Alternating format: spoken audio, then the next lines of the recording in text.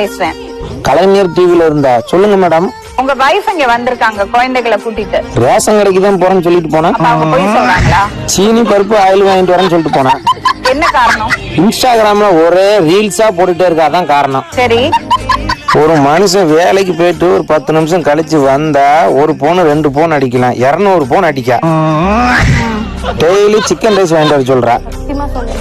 வீட்டுல ஒரு வேலையும் செய்யறது கிடையாது மேடம். நல்லா பிரியாணி நல்லா தின்னுட்டு நல்லா மேக்கப் அடிச்சுட்டு வீட்டுல நல்லா தூங்குறது, இப்படி செஞ்சு எப்படி மேடம்?